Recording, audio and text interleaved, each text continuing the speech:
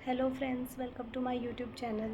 तो SBI clerk 2025 prelims हमारा हो चुका है। अभी सबको बहुत इंतज़ार है कि जल्दी से रिज़ल्ट आ जाए, तभी मेंस की तैयारी करने का ज़्यादा मन करता है। हालांकि टाइम बहुत कम होता है। बैंकिंग एग्ज़ाम में यही होता है कि प्री होने के बाद मेंस का जो एग्ज़ाम होता है, अगर प्री का रिज़ल्ट आ गया है तो बहुत ही कम टाइम देते हैं मेंस के लिए, राइट। लेकिन फिर भी चाहे हम कितने ही होशियार हैं, चाहे हम कितने नालायक हैं, कहीं ना कहीं रोज़ हम वेबसाइट चेक करते हैं, कहीं ना कहीं से खबर मिल जाए कि रिज़ल्ट आ गया, तभी हमारा ज़्यादा जोश होता है हमें कि हम मेंस की तैयारी अब और अच्छे से करेंगे। उससे पहले तो बस यूँ ही गाड़ी चल रही होती है ना। तो अभी मैं पिछले 3 सालों का आपको ट्रेंड बताऊँगी कि क्या रहा है, किस एग्ज़ाम डेट क्या थी और रिज़ल्ट डेट क्या रही है, ठीक है। तो उससे आपको आइडिया लग जाएगा कि कितना टाइम जनरली एसबीआई लेता है रिज़ल्ट देने में, ठीक है। तो अगर मैं 21-22 यानी 2021-22 की बात करूँ तो उस टाइम पे जुलाई में एग्ज़ाम हुआ था। 2021 में प्रीलिम्स एग्ज़ाम जुलाई में हुआ था और जो उसका रिज़ल्ट था उन्होंने काफ़ी लेट दिया था, सितंबर में दिया था, 21 सितंबर को दिया था, ठीक है। तो आप देखिए, जुलाई में अगर एग्ज़ाम हो रहा है तो पूरा अगस्त चला गया और सितंबर भी 10 दिन चले गए उसके भी, ठीक है। तो 20 दिन चले गए, सॉरी, 21वें दिन जाके उन्होंने रिज़ल्ट दिया है। तो इसका मतलब कहीं ना कहीं 1.5-2 महीना लगा उस रिज़ल्ट को आने में, ठीक है। अगर 2022-23 की एग्ज़ाम की बात करूँ तो ये नवंबर में हुआ था।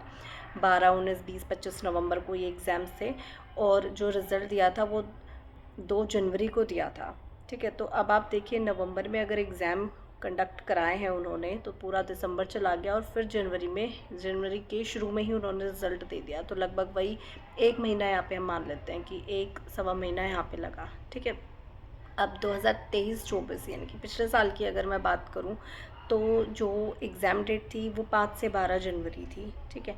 और जो रिज़ल्ट आया वो 15 फरवरी को आया है। अब आप देखिए, 12 जनवरी को लास्ट वो एग्ज़ाम उनका कंडक्ट हो रहा है और उसके बाद उन्होंने टाइम लिया करीब 1 महीने का और उससे भी 3 दिन फालतू, और 15 फरवरी को वो रिज़ल्ट दिया है, ठीक है। तो यानी कि अगेन 1 महीना ले लिया। तो अब आप देखिए, अगर इस बार जो एग्ज़ाम है वो हुए हैं 27 और 28, और जो भी था 27-28 फरवरी और 1 मार्च शायद, राइट। तो 1 मार्च मैं मान के चलूँ कि 1 मार्च जो लास्ट एग्ज़ाम उन्होंने कंडक्ट कराया है, 1 मार्च को कराया है इस बार। तो अगर रिज़ल्ट जो है उस हिसाब से 1 महीने का जो एसबीआई अपना अगर फॉलो करता है रूल कि 1 महीना तो हम लेंगे रिज़ल्ट पब्लिश करने में, तो इस महीने तो नहीं आने वाला है, ठीक है। तो इस महीने तो मुझे नहीं लगता कि आपको रिज़ल्ट का ज़्यादा वेट करना चाहिए।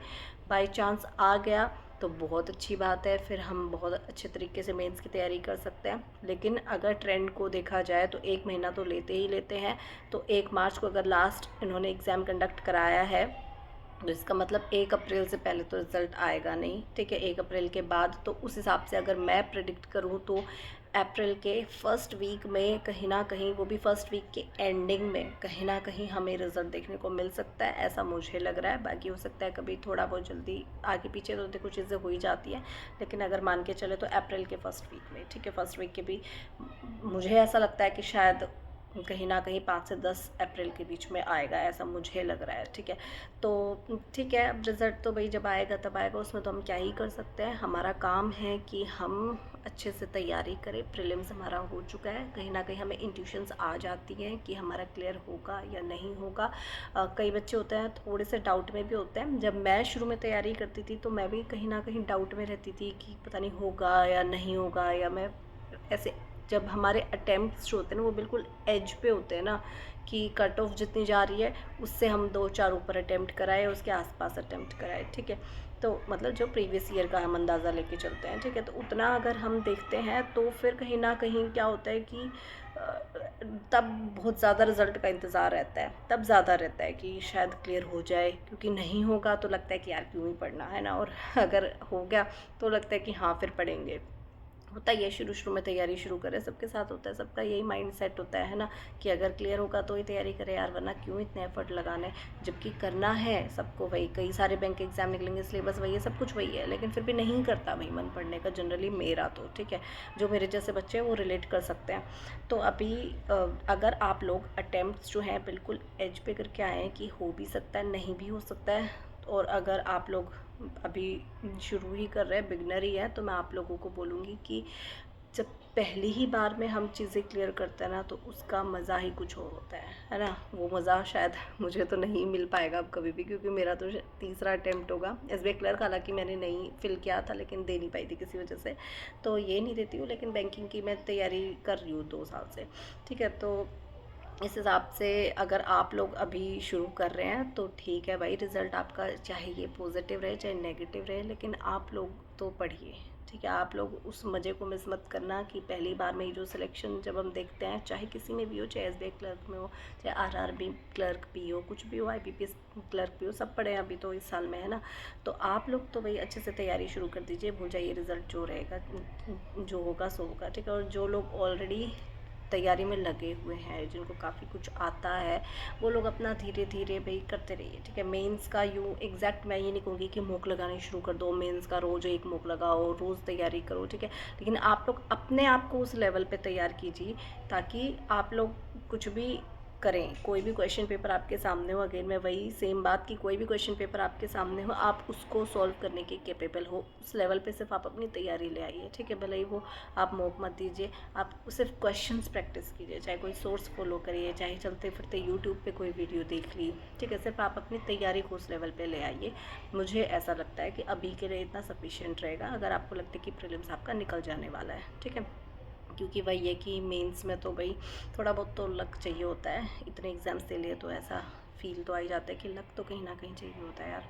लक किस में चाहिए होता है, ठीक है। मैथ्स हमारे हाथ में है, रीजनिंग हमारे हाथ में है, इंग्लिश थोड़ा बहुत कहीं ना कहीं मुझे लगता है लक पे डिपेंड कर जाती है। कई चीज़ें जो हम नहीं इतनी प्रैक्टिस करते हैं वो आ जाए, है ना, या फिर हम सोच रहे हैं हाँ ये सही करके आ रहे हैं और वो गलत हो जाए, ठीक है।